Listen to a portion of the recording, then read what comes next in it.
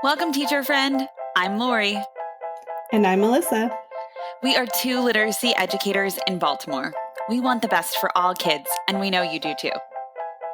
Our district recently adopted a new literacy curriculum, which meant a lot of change for everyone. Lori and I can't wait to keep learning about literacy with you today.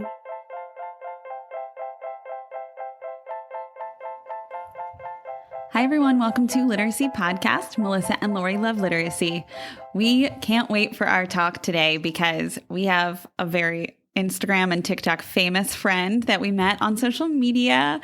We love her. She just trademarked literacy and justice for all. So I feel like many of you even out there may even know who I'm talking about before I introduce her, before Melissa and I introduce her.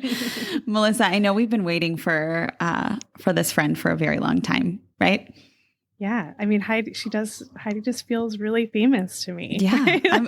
Dropping knowledge with Heidi is like, she's super famous. So I'm excited. I know. But honestly, I mean, she's also super smart and I think is a great place for people to learn from in short little nuggets. And so, yeah, I think Heidi is wonderful. So welcome, Heidi. Thank you so much. I'm so excited to be here. Awesome. We can't wait to talk today. I feel like this is going to be such a fun episode. And don't worry about any kind of connectivity, Heidi. The platform that we're using will make sure that it records your voice. So no worries. It's very fancy. I just switched my internet, so. Oh, okay. You're good. You're good. Yeah. We'd love for you to take a minute and introduce yourself for Dropping Knowledge with Heidi is here. So let's go. You all are too sweet. Thank you so much for having me. I'm very excited to be here. My name is Heidi, and on Instagram, I'm Dropping Knowledge with Heidi, TikTok, Learning with Heidi. And I am a teacher, a mom. I've been teaching first grade for 10 years. I teach 4K in kindergarten virtually now, and came across the science of reading on accident. And so I, learning about that just kind of made it my mission to kind of share everything that I learned along the way. And so I'm excited to be here and talk with you all today. Yeah. I cannot believe you teach 4 and 5-year-olds virtually. I know. I have a 3-year-old, so it's pretty close, but I'm like, oh man. You just have a lot of patience. It is interesting, but the school is a little different. It's not like the virtual teaching that, happened when the pandemic happened, right? Mm-hmm. We all went virtual then, and we were online 8 hours a day with our kids. Yeah. So it's not like that. Not a good way to go. It's a little bit more. No. Especially not with 4 and 5-year-olds. No. We try to keep it pretty short, each lesson. Mm-hmm. That makes a lot of sense. Yes. Yeah. We can't wait to hear about more about that in a little bit. But first, I'd love to hear a little bit about your background. I know you came from balanced literacy, like many of us, and you took a journey into the science of reading. And I think I'm just curious for your story. And I'd also love to hear how literacy and justice for all came to be, because we absolutely love that hashtag and that phrase and everything it represents. Yeah, so I'll just kind of tell my story because I found out about the science of reading on complete accident. No one ever taught me. And so welcome to the club, Heidi, right? Yes, I've since learned I'm definitely not the only one. But I was actually working with my son as soon as COVID hit. We were home all the time, and he had not started preschool yet, but he was pretty smart because my husband and I are both teachers, and we were both first grade teachers. We saw a lot of struggling students, and we're like, we don't want him to struggle, so we're going to do whatever we can. And, he had known his letters and sounds at that point. So I was like, okay, cool. Let's start working on CVC words. Let's start, blending them up and learning to read, right? And my husband, I literally remember walking down the stairs, and he saw us, and he looks at me, and he's like, what are you doing? Like, with that kind of tone, And I'm like, what do you think I'm doing? Like, I'm teaching our son to read. Obviously. And so he's like, he's not ready for that yet. And, at this point I was getting irritated. I'm like, what are you talking about? And he was like, he needs phonological and phonemic awareness. And I literally looked at him like, you're crazy. I have no idea what you're talking about. Never heard those terms before, right? Mm-hmm. And Yeah. the only reason he did, because he taught in the same district as I did, but the only reason he did is because he got his teaching degree after me, which was another one of my argument points, right? Like, excuse me, I've been teaching longer than you. I would know. But he got his teaching degree after me, and he had to take something called the Foundations of Reading test. So he didn't really learn like in depth, but the Foundations of Reading test like touched on and talked about phonological and phonemic awareness a little bit. So he had a little bit of more like exposure to it. So anyways, I started actually researching these terms because I literally just did not believe him, because I'm like, if this was so important, if kids Why really wouldn't I needed learn this, it? Yeah. why wouldn't have somebody told me? And at that time, I was finishing my training in reading recovery. And I still had never heard of this. So I'm like, okay, and he was in that same training with me, like, hello, we're getting trained. This is how we help struggling readers. This is a program we're using. Like, they would have told us, right? And I had that in my head. Like, somebody would have told me, like, there's no way you can be correct. So after researching, of course, and whenever I tell this story, I'm like, I have to give him credit here. He was completely 100% correct. And that's literally how I found out about the science of reading. So then I started, researching more and looking into it more, and started learning about, orthographic mapping and alphabetic principle and all of these other things. And I'm like, you've got to be kidding me. Like, how were we taught so completely wrong? Mm-hmm. And then, you start feeling all these emotions, right? Like anger. I was so angry. Like, somebody should have told me this. For sure. And then guilt for those kids that I can think of, even now, like 5 kids off the top of my head that I could have helped Yeah. if I had known, who were going to Title I services, reading services, still struggling, end up, getting IEPs. Right. And it's like, wait, what? We could have helped these kids if we were using the science. So I turned to social media because I was looking for other teachers, sharing about this. And it was really hard to find classroom teachers, because I'm like, hey, I'm just a classroom teacher. I don't have my reading license. I'm not a researcher. I'm not a specialist. I'm not a dyslexia, because that's really what I saw at that time was dyslexia specialist, reading specialist, speech pathologist. And I'm like, That's I'm right, none of those things, but I feel like I should have known about this, right? Yeah, you're teaching kids how to read, so yes. First grade is huge. I mean, if we're talking balanced literacy, right? I was supposed to get my kids from a level D to a level JK. It had kept growing. When I first started teaching first grade, it was like, okay, let's just get them to an H. Then it was an I, now it's a J and a K. And I'm like, I'm supposed to work miracles here, but no one's giving me the tools, to do that. And so I was like, I can't be the only classroom teacher who doesn't know about this. So I'm going to start sharing about it. And lo and behold, I found out, there's many other teachers who don't know. Yeah. Unfortunately. What I think makes your social media stuff really fun and special is that it is so manageable. Like, it's just like quick, 15 seconds, or you make it very easy to access. So I love that about your stuff. And I imagine it's probably you being like, okay, what do I need to know? What didn't I know that somebody might need to know quickly, and just like a quick burst of knowledge about reading science. So it's super cool. Yeah, it's also the way that I learn.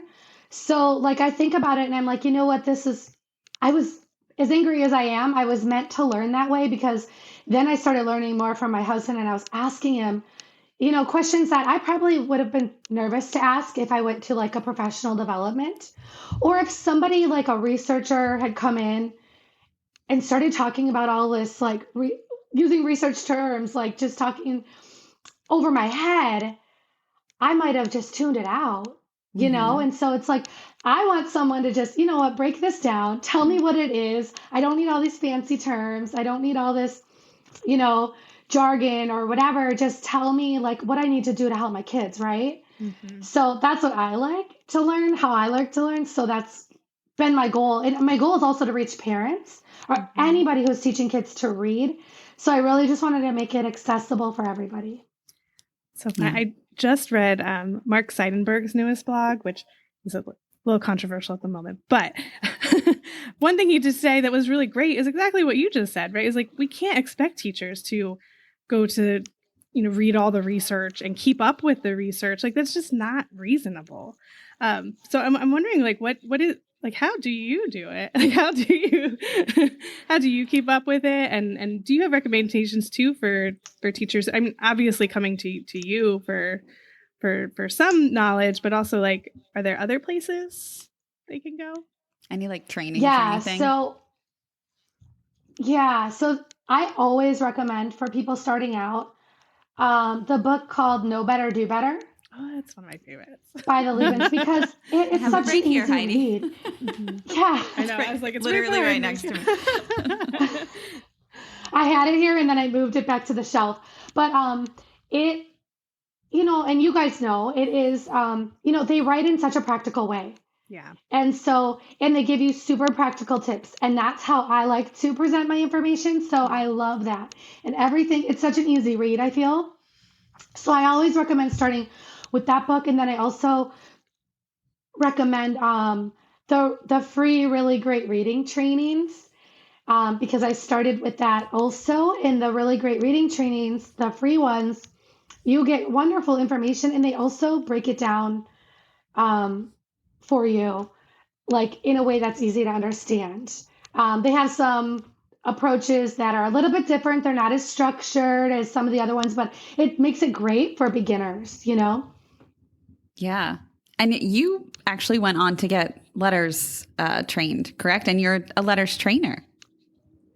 Yeah. So my husband and I both are. My husband is a national letters trainer for K-5, and then I am EC currently, but they are wanting me to do K-5 as well. So I just got the materials, so that might be in the works.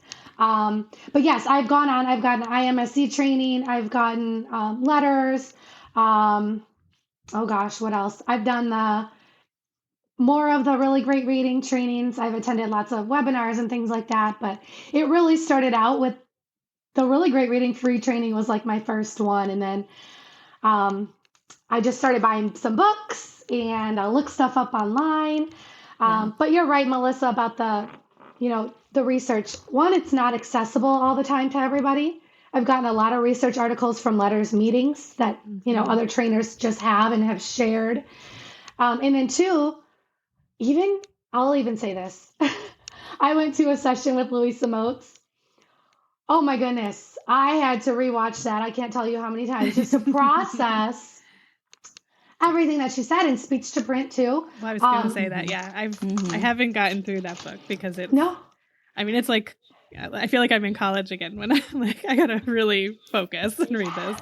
And it's just that she's so knowledgeable. She's so smart and she's a researcher.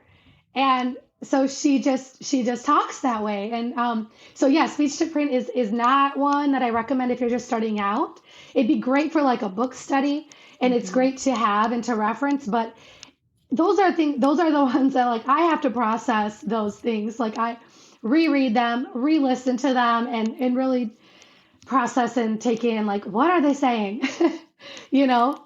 So It's hard sometimes for teachers and parents to know what to do. It is. There's so much, and you have to be discerning, and you have to know enough to know what to be discerning about. And it's hard to do that if you're just starting out. So that resource is a great one, that really great reading training. And it made me think about when you mentioned Louisa Moats. I had listened to a podcast with her a while back.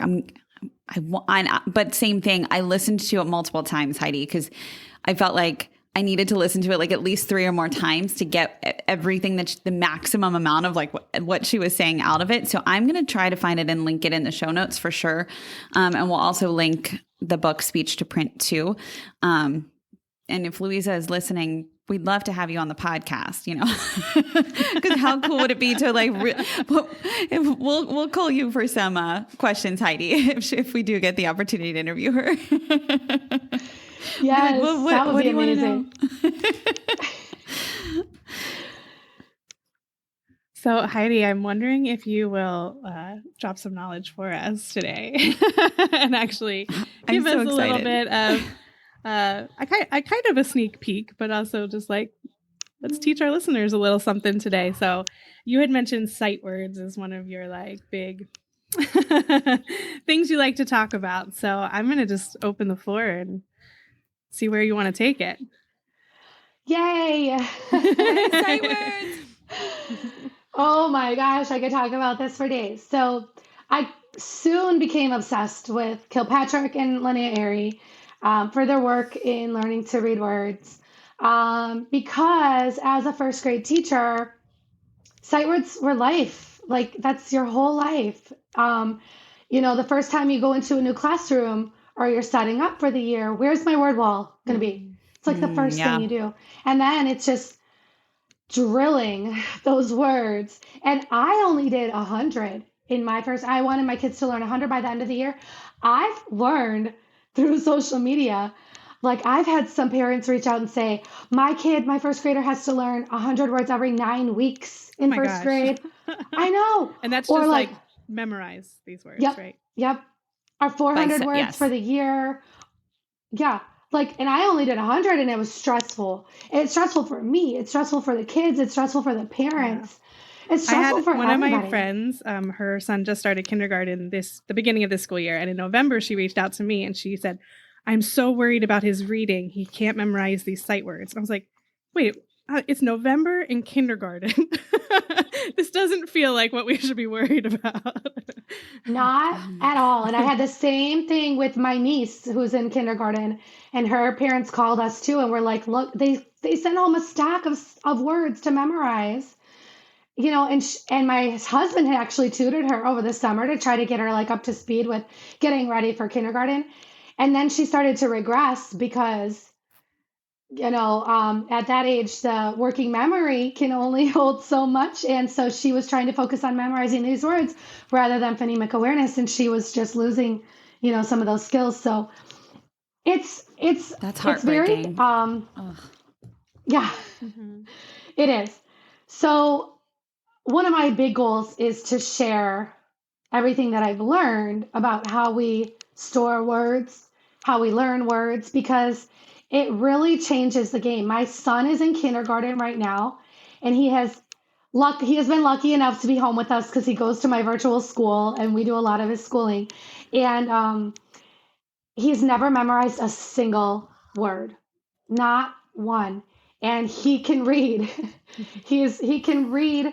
Like I try to challenge him with words. I was working on a video of multisyllabic words and how to decode those, and he just like reads it straight out. And I'm like, no, stop. We have to decode this.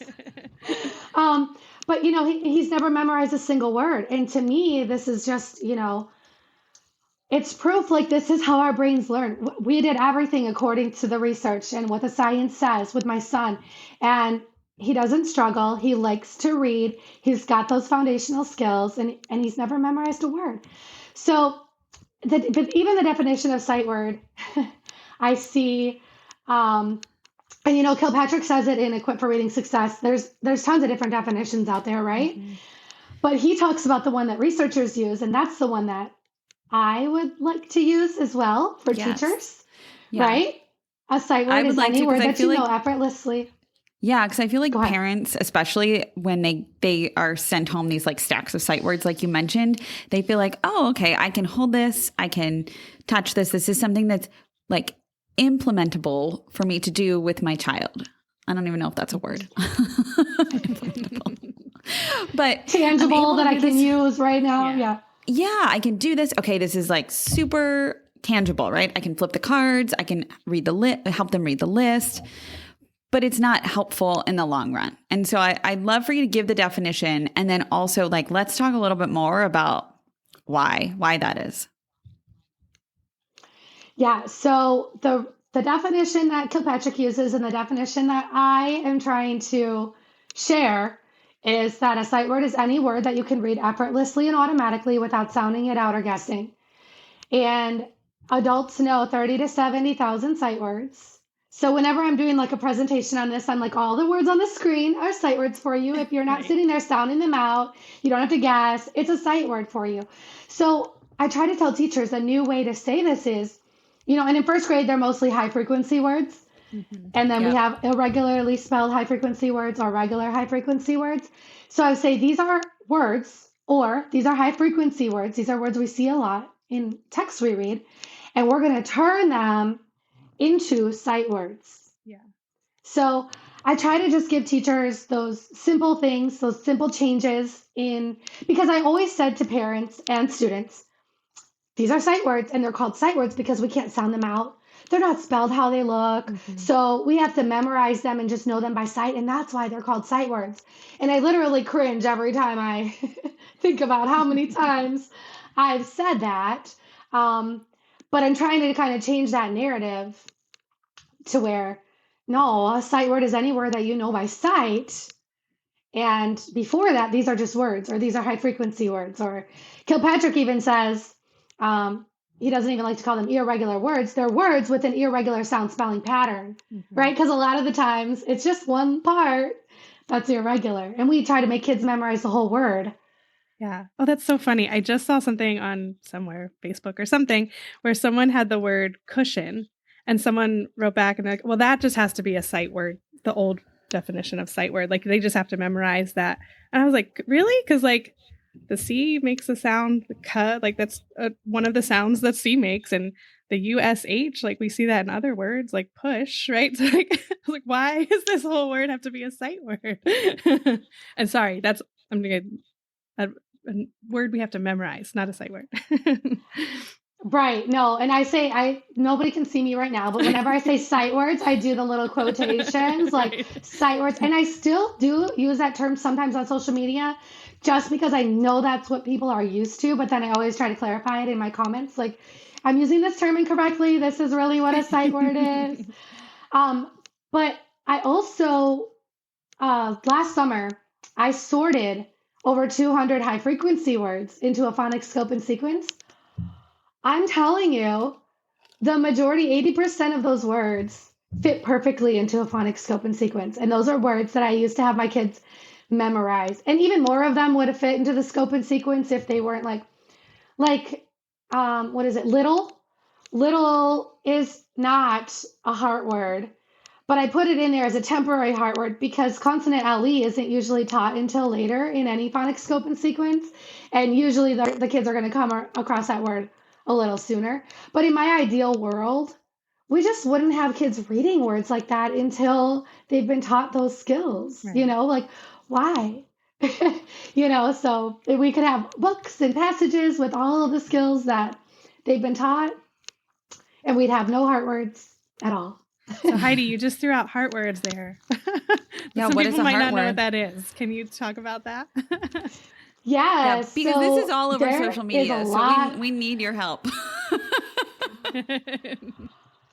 I am telling you, every time I go on, I'm like, no, I'm cringing. There's so many misconceptions out there right now. I think people saw the words heart words, and I think they saw some hearts, and I think they got excited, and I think they just started. This is what I've seen. I've seen a lot of products and a lot of people putting hearts on high frequency words and teaching them the same way we always did before, and then just calling them heart words and slapping science of reading on it. I've heard that now it's a word you need to know by heart instead of by sight. Oh my God, are you serious? Which is the same thing. So that's why I'm very confused. Yeah. I've seen both ways. I know that's not what it is, Instagram. But I've seen that. Yeah. I'm very confused. That's why I'm so glad we're friends now, Heidi, because I'm just going to call you every time this happens. Oh my gosh, please. Because I get frustrated because it's like, hey, look, the point should not be to make a sale and use these terms that have now become these buzzwords, which I am not a fan of at all. Like I never Yeah. like trendy stuff. I never I don't like to I don't know. Like if everybody's watching, like, what is that show? This Is Us. Like everybody's watching Oh it or my whatever. gosh, Like I have I'm not not watching watched that it show. yet. I'm not watching it No, either. I'm with you. I'm not watching that. We're Yeah. also Like if not everybody's not doing being something. rude to anyone who wants to watch This Is Us. We get it. Like I love Mandy Moore as much as the next person, so we get it. Yes. I just don't, you know what I mean? Like, and Yes, nothing, yeah, nothing I against get that that. show at all. Hmm. Anyways, so I get frustrated because it's like, no, that's not what this is about. This should be about educating teachers. And when we start throwing words, like I've seen a lot of heart word centers, which I will never ever have because it really shouldn't be a center because it's not something that kids should do independently. Also, it's something that kids memorization, let me say this, memorization does not take any skill. There's no skill set involved. Having a good memory can help you, yes, but other than that, kids don't need any skills before they learn to memorize facts or words or anything else like that. Anybody can memorize something, right? If you get enough repetitions. So this is where we have to change our whole mindset because when we're teaching words through a process like phoneme grapheme mapping or sound to symbol mapping that's promoting that orthographic mapping process in our brains, we have to change our whole mindset because kids need skills before they're ready to do that. Kids need phonemic awareness and kids need letter sound skills in order to learn words. So if we're going to really make this switch here and we're going to stop memorizing and start mapping words, we have to give kids those skills first. And I think teachers are missing that whole part. You see heart words, it looks cool, it looks great, and it's a buzzword now. So yeah, let me jump on this. But we can't leave out that part. And we can't just throw words in a center where kids are looking at the word. Here's my thing about looking at the word first before mapping it, like if you're doing it independently.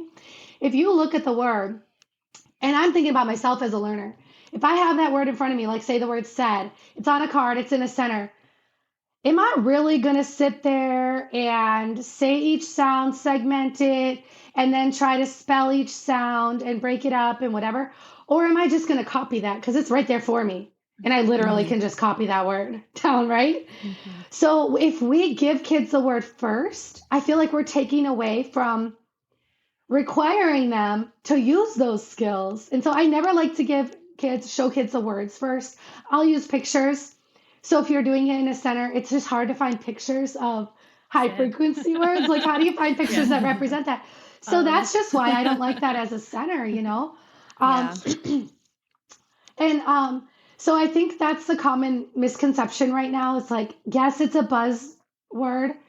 And yeah, it's really exciting that there's something different and there's a different way. But if you're going to do this different way, you really have to understand this different way. And there's, like I said, there's skills that kids need. And to me, like now that I know better, I have posted recently about it. And I'm like, it literally doesn't make sense to teach kids words before they know their letters and their sounds. Like, because then if we're doing that, and if you're throwing heart words out there at kids, but they don't know their letters and their sounds, and they can't actually hear that beginning sound in the word or the ending sound in the word, they can't segment the word, and then they can't spell those sounds, they're memorizing the word, essentially. I was going to say, it just looks like, and so, like hieroglyphics. Like it just looks like something that is, that is just there Greek. that then they learn to see and, okay, that's said. All right. And then they're memorizing it rather than, I forget the statistic, but if they knew the sounds in the word said, they'd be able to read X number of other words, right? Like it makes a lot of sense how that building their capacity to break down the sounds in the words will help them to build their usage of those sounds down the line rather than just learn that one word. But that's, again, I think that's difficult I think teachers are more open to learning that, right? Because they see it in action. But for parents, when parents are kind of trying to figure it out with their kiddos, the easiest thing is to give them the whole word. It's much more difficult for maybe a parent to say, okay, we have to segment this, because I think parents have that fear of being wrong. I think teachers also, need to learn. So they have a fear of being wrong. I know I've, been working with my own child. I'm like, and I'm both a teacher and a parent. I'm like, oh, this one's tricky. Like laughter's really tricky. Or like laughing. How do we sound that? This is difficult. And I don't know if I'm doing it quite right, but we're going to try, and I think it's that, do you have any advice for those listening who are like, okay, I'm here with you, Heidi. I'm in this sight word, heart word situation. What any advice, practical advice for parents or teachers who want to try? Yeah, just do it. Like I get messages all the time, like, how do I map this word? How do I map that word? And you know what? If you map a word not exactly how I might map it or somebody else might map it, it's okay. As the goal is to have the child say the word. Here's some easy steps for it, okay? So say the word, have the child repeat the word. Have the child say each sound in the word. So let's say we're doing the word said. Let's just go through it. Okay, said. Our word is said. Can you say said? Said. Okay, now let's break apart the sounds in the word said. And here's the thing. If your child can't do it, you know what I mean? Like you might have to help them out. Like let's do it together then. D. Said. D. Now you do it. And I think parents and teachers sometimes are nervous to do that too. Like you might have to model things for them a couple times. And I like what you said about like, you might get it a little wrong, but at least you're doing a good job. Because I see that too a lot on social media where people are like, how do you break apart this word? And people are like, well, that has 3 sounds. That has 4 sounds. And it's like, oh my word. Just like, at least we're teaching with sounds rather than whole word, right? Like that's where I feel like the approach like we're is drive right now. ourselves crazy if we just yes, and 100%. The point is to hear those sounds, segment those sounds, and then spell those sounds, right? Mm-hmm. So however you're breaking it up, like whatever, like if we're doing sets, d, and then I have, how do we spell s? That's our first sound. How do we spell it? What letter do we use? And if they say, like a lot of times some kids will say like C. Yes, you're so right. C can spell s. You are right. Right. But in the word said, we spell it with a different letter. Do you know how else we can spell? You know what I mean? You just kind of are going through this. So the kids are hearing these sounds. They're talking about the spelling of those sounds. And they're working on matching phonemes or sounds to graphemes or how they're spelled. And so like in the word said, I mapped this word with my son twice. And I never had to go back to it again. And I think that's the other thing that people get confused on, but I'll just finish my first thought first. In the word said, like when my son first did it, okay, what's the middle sound? Eh. How do we spell that? How do we normally spell eh? And he says E. And I want him to say E because I want to know he has those letter sound skills, So yeah, you are right. We normally spell eh with an E, but in the word said, there's a tricky part, and we're going to spell eh with A-I, 2 letters. So we're going to spell eh with 2 letters, A-I. We're going to put it in that same box, and that's how we spell it. We're going to put a heart over that part because that's the part that we want to remember. So, and then we go on and spell the D sound with a D, and then we read it, and we spell it, and we say it. And that's what I was going to say. That's what makes heart words for me, like unique, special, and I'm just going to say it better because usually said would be a word like, let's just memorize the whole thing. When in fact, like you said, like there are 2 sounds in that word that are perfectly able to be heard. Right. And so why just teach them that one part that's tricky, and they'll probably see that tricky part of a word again. And they'll be like, oh yeah, that's like in said. And again, it's an again, AI and again. Yes. And a lot of people ask too, what's the difference then between remembering that one little heart part or memorizing the whole word? Mm-hmm. There's a huge difference. Do you see what I did? Do you see how I talked about each sound? Do you see how we segmented the sounds in the word and then we blended it back together at the end? Do you see how we spelled each sound? We had to match the sound to each spelling, even that irregular part. We talked about it. When we memorize a word, we just ignore everything. We don't do any of that. The We just say, powerful here's the part comes word, in memorize it. part, right? That's the powerful part. That's why there's a heart over it. Oh, I imagine the conversation is like light bulbs going off in your child's head, right? Like I'm imagining kids getting super excited. Oh my gosh, I hear the sound and my mouth makes that for whatever elephant or however they're thinking of it, and it's this shape, and that would usually be an E, but now it's an AI. That is so cool. Like I work with a second grader, and we do the same thing, and it's.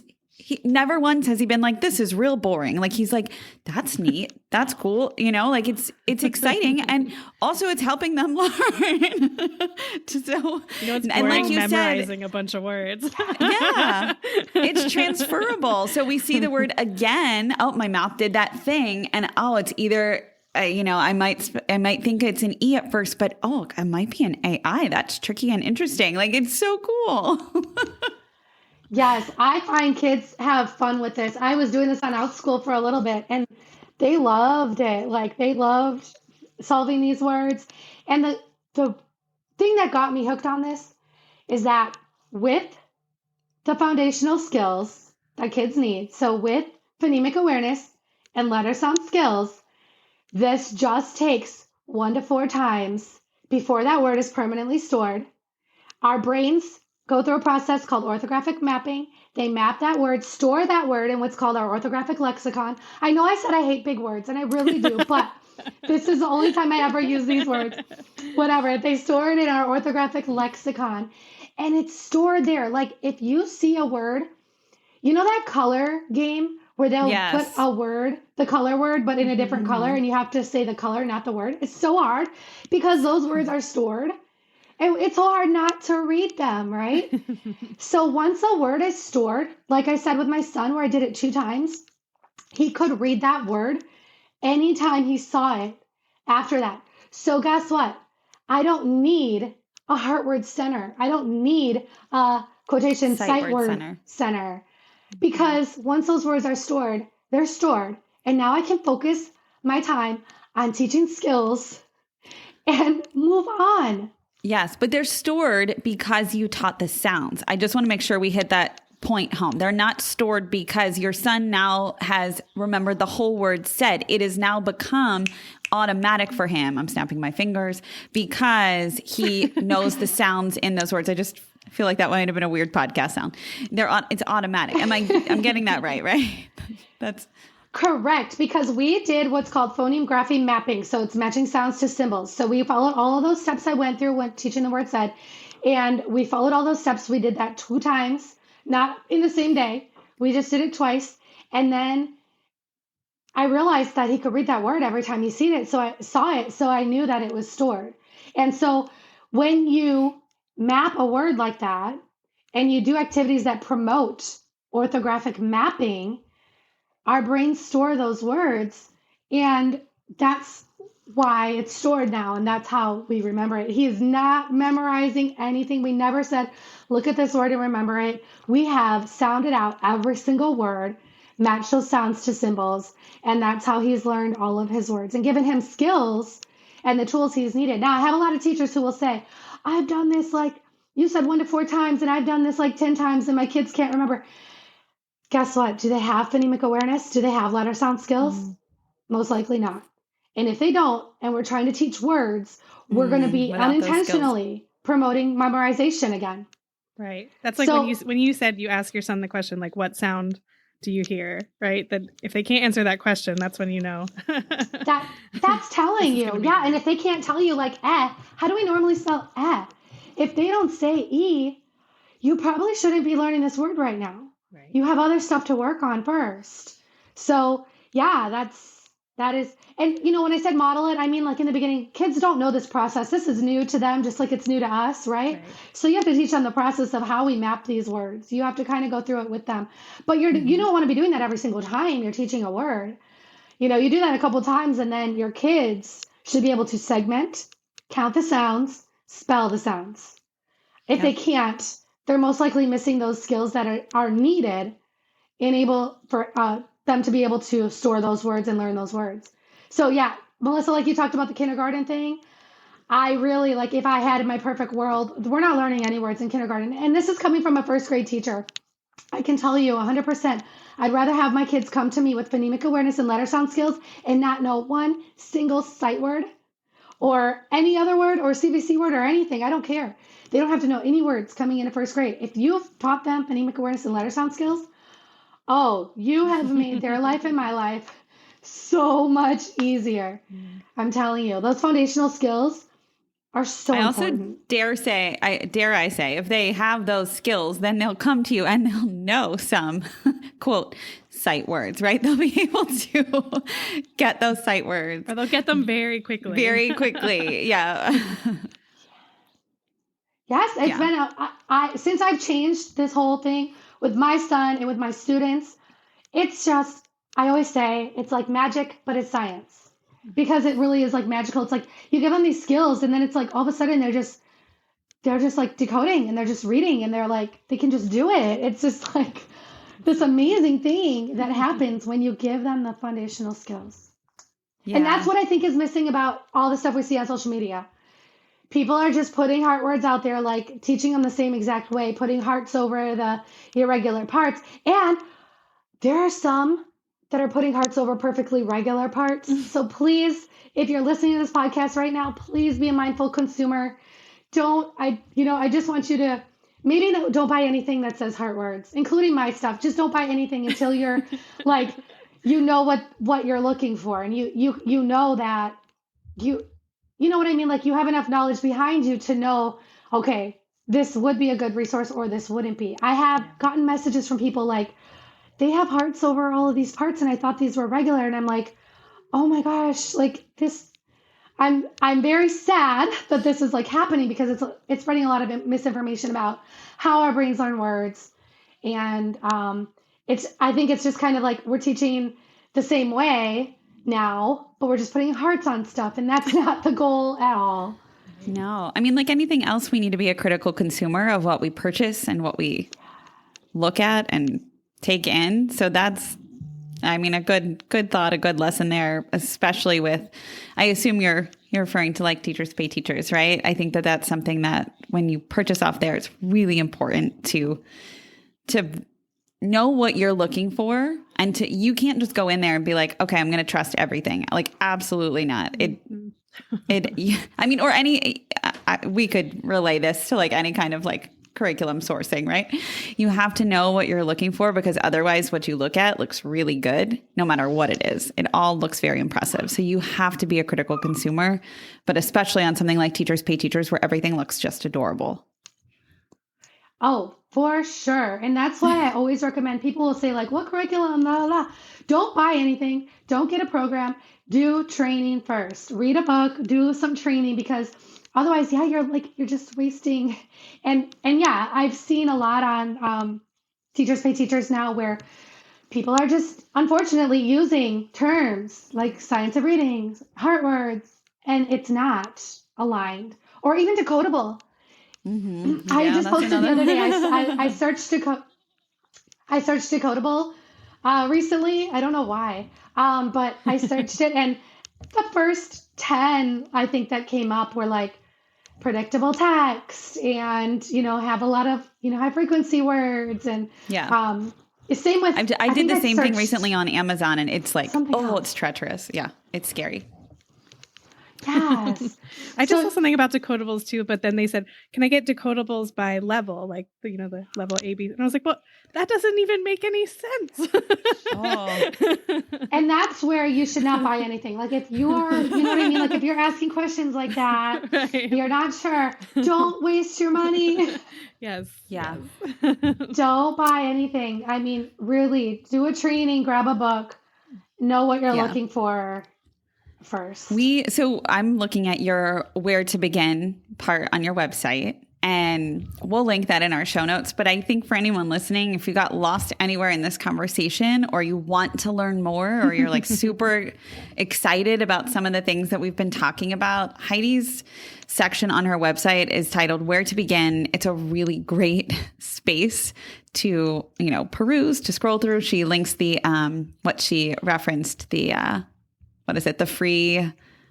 the reading training. Really great reading. There's so many many organizations with the name reading in them. The free really great reading trainings. And so that I think is incredibly helpful. And thank you for putting this site together for everyone. Heidi, I'm curious. And Heidi, your website is Literacy and Justice for All, right? Oh, thank you. Yes. Yep. literacyandjusticeforall.com. Yep. And I realized I never said how I got there, but I think I kind of talked about it a bit. Yeah. Yeah. Do you want to share?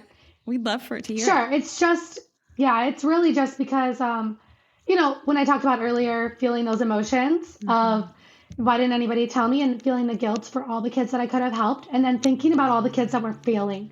So I think back to my kids. I think back to a lot of kids in particular. And it's like, we're failing these kids when we have the information and the data that we need in order to teach reading correctly. And then we're blaming the kids and we're saying they're not getting it when it's really a tier 1 instruction problem. And then there's these companies who, I don't know, but you can't tell me they did not hear about the science and the research. How do you create a huge company and curriculum on how to learn to read without having knowledge of the science and research that exists, right? So it's like this money thing. And that's a social justice issue. That makes it a social justice issue. We are denying kids the opportunity to learn to read for business and money sake. I mean, and that's the only thing that I could think of, because in all of my time now researching everything, there's absolutely no good reason that I can find why we don't have the science of reading in every single classroom. Yeah. And can I clarify real quick, Heidi, that issue. when we say science of reading, I know we talked a lot today about like the like word recognition part of the rope of science of reading. But I always like to say it is the entire rope. It includes knowledge building. It includes vocabulary. It includes all of those other really important pieces. And when we say every classroom, I firmly believe that all of us mean pre-K through college. Like all three of us sitting here today are like, it looks different at every level, but it does include, building knowledge. Heidi, I guarantee that you don't just sit there with your 4 and 5-year-olds and only do things that they can read on their own, because that would be, like you shared, not a lot, right? You're reading them rich texts to build their knowledge on different topics and vocabulary and so forth. So I just wanted to say that really quickly because it's so important. And oftentimes we do, I think I call it like pop culture kind of sometimes takes the science of reading and puts it in that K2 bucket, but really it is for everyone. And it's so important that we make this transition. And I just think at the collegiate level, oh my gosh, can you imagine if our educators or even our doctors were taught about reading science? Like that conversation would be so different in your pediatrician's office and your teachers. I know. We'll dream big. Let's get it right there. Yes. No, I think that's an important clarification. I also think it's important to clarify that the science of reading is literally the science and the research of over 40 years. It's not a program. It's not a strategy. Yeah. It's not phonics only. It's not a pendulum swing. It's not a fad. It's not a trend. It's literally the science. And I always defer to like the Reading League's definition on it. If you're not familiar with it, definitely check that out, because you could just type in, what is the science of reading? And it'll come right up, because that's the argument I hear the most on social media.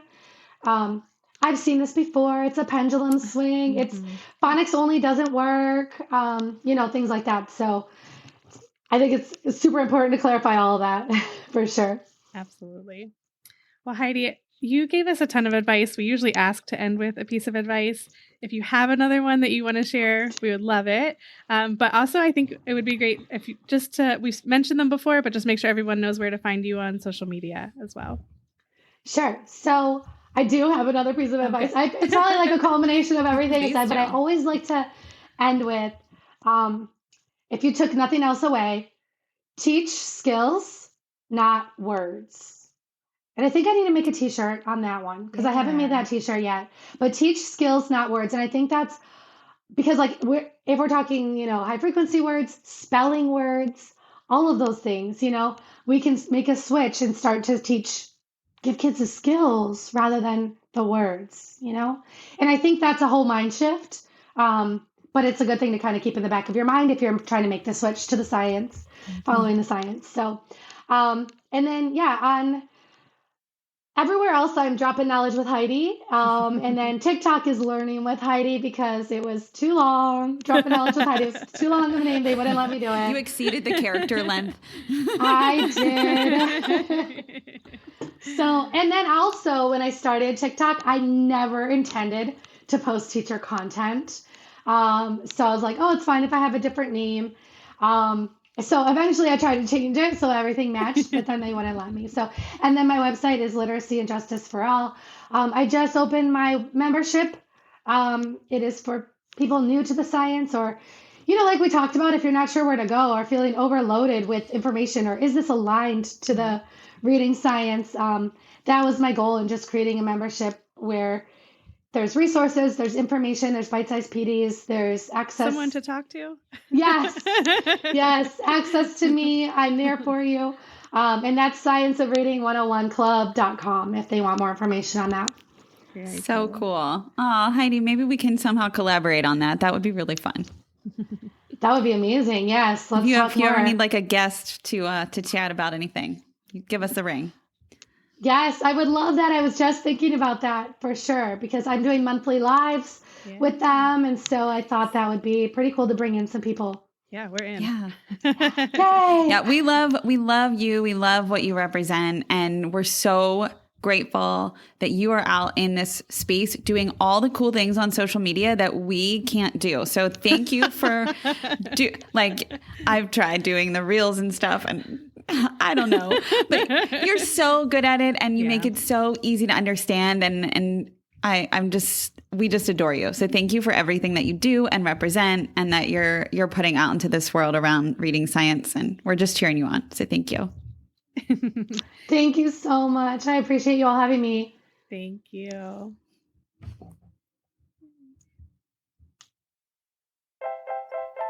Thanks for listening, literacy lovers. We release a new podcast episode every Friday and share more resources in a newsletter on Tuesday. Sign up for our newsletter at literacypodcast.com.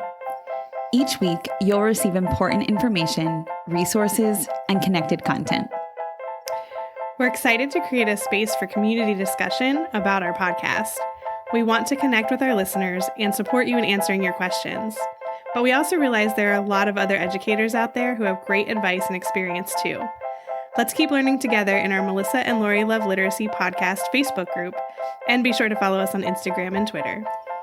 If the content in this episode helped you, share with a fellow educator and teacher friend. Our literacy lover community welcomes educators at every stage of their learning journey. We're so glad you're here to learn with us.